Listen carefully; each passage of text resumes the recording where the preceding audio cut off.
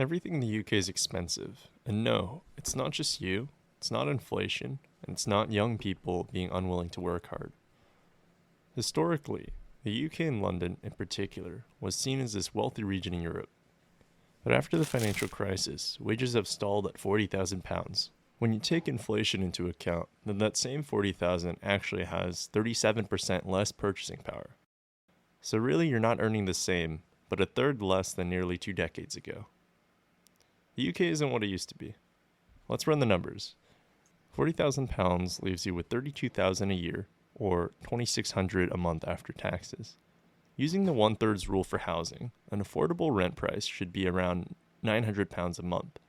I don't think it's too much to ask to live alone.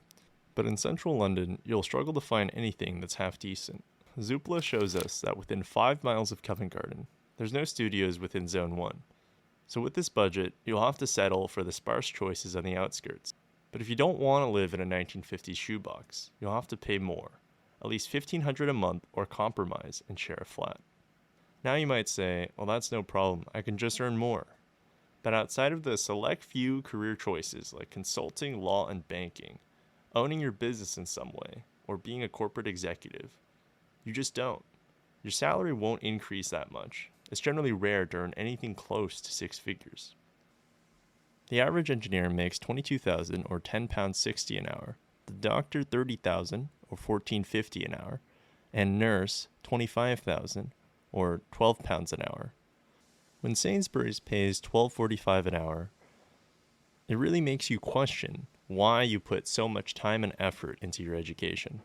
While it's true that these careers will generally lead to higher salaries over time, the other reality is the fact that it takes decades to get to that point.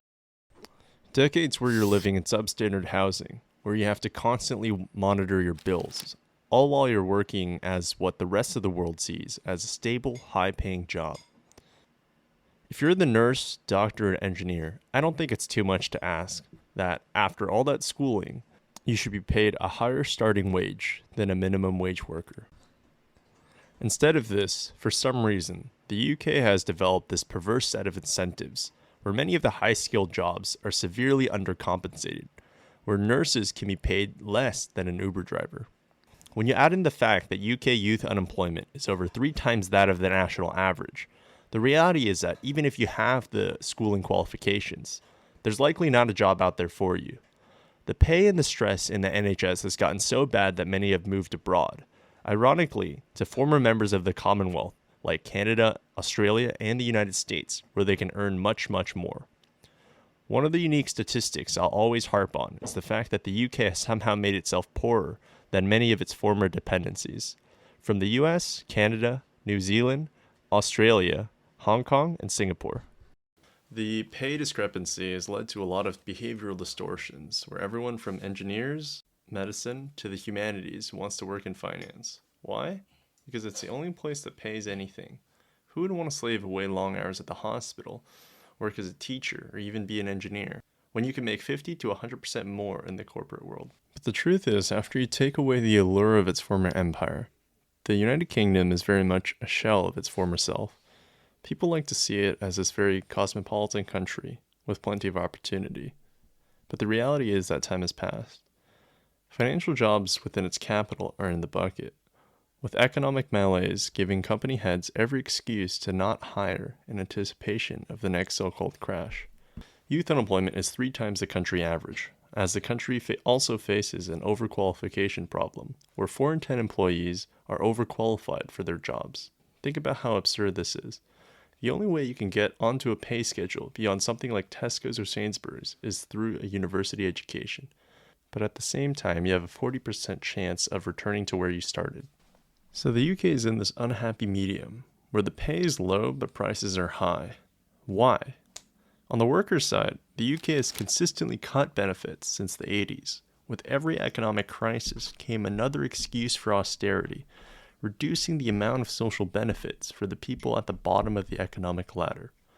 Now this has 2 important outcomes. Poorer people can spend less, reducing the overall demand in the economy, while taxable income also decreases, with housing stock also decreasing as rent prices skyrocket and all the other problems I mentioned earlier. What you're doing is essentially impoverishing a country over several decades by pushing more and more people onto benefits. It's ultimately unsustainable. The country is in this death spiral where it can't seem to grow and is essentially eating itself alive.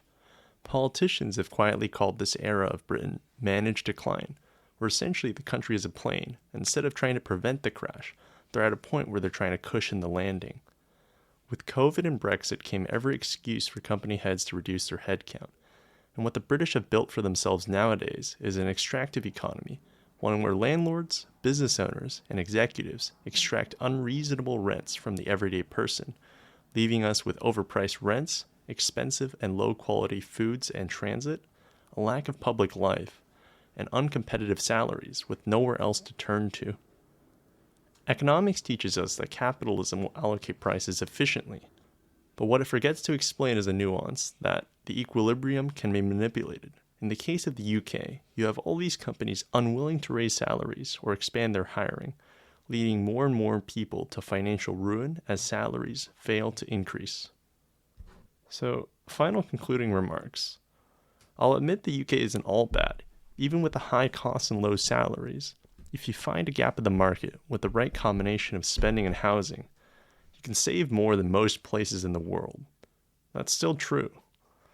The NHS, for all its faults, should still remain in place. Universal, yet slow and ineffective healthcare is still ultimately better than no healthcare. But what I wanted to highlight in this video is the underlying rot of the country.